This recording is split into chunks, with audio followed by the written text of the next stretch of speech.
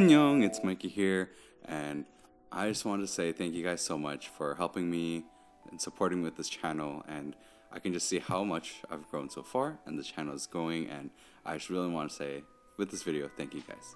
And guys, I want to say a big shout out and thank you to Epomaker. So, Epomaker has sent me their new Shadow X 70% keyboard. So, let's get straight into the unboxing and a review of the keyboard. So make sure to like, subscribe, and let's get right into it. So as soon as you open the box, we see the nice Shadow X keyboard and an LCD screen. My goodness guys, it's really nice, though it is made out of plastic, so it's not an aluminum case. But let's look and see what accessories we get. We have a manual, and it actually has a lot of function keys, so make sure you keep it and take a look at it. And then we get a nice cable. This one's actually braided, and a keycap puller, switch puller, and some extra switches. So let's open it up and see what's inside the actual keyboard. So as soon as we look in the back, we see it's very easy to open because there's only a total of 8 screws on the back. And one other key thing that you guys have to note is that after we open this, I'll show you guys. So as you can see here, before you just pull it out, you actually have to pull a little bit and then push it upwards to the top of the keyboard. That way you can actually get the top gasket out. And look at that guys. Look at that thick silicone on the bottom of the keyboard. My goodness guys. Let's take a listen to the stock sound test and of course a Lubed.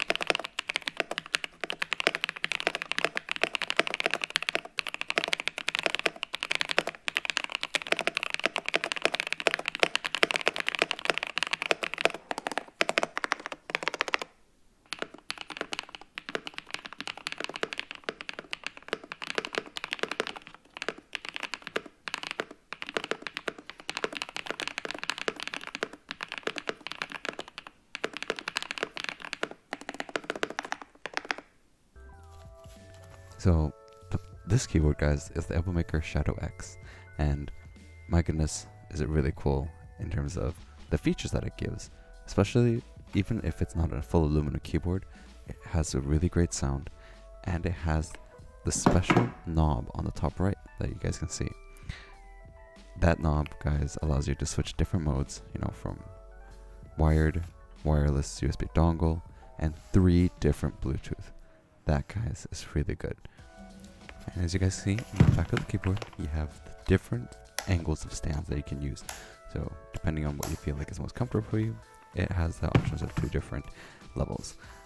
The thing we're gonna go look at next guys is the LCD screen that is available. And guys, it has so much information there that is so helpful, especially the battery life. Because I myself guys have an issue where I'm not too sure how much battery is left with most of my keyboards. This allows me to see exact percentage.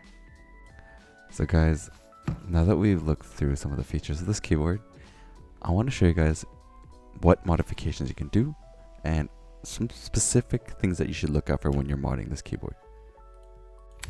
Now we're going to start opening this up to do some modifications. In the bottom guys, as you can see, I'm adding the sound dampeners from a car. Now, one thing you're going to have to be careful when you're doing this, and the biggest thing is you don't want to actually cover up the top too much.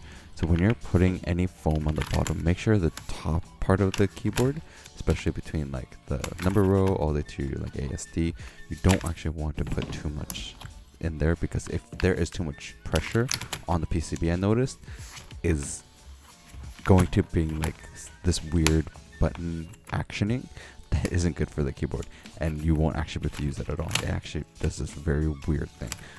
Another simple one that you can do on this keyboard that I completely forgot to actually film the part was do a tape mod. So I have about 3 layers of tape mod that I added to the back, and then as I said, none of the sound dampening on the top of the keyboard and only towards the bottom, just because as I said the silicone is super thick and you don't want to do too much. Now we're going to go in and do a sound test of the whole modded keyboard.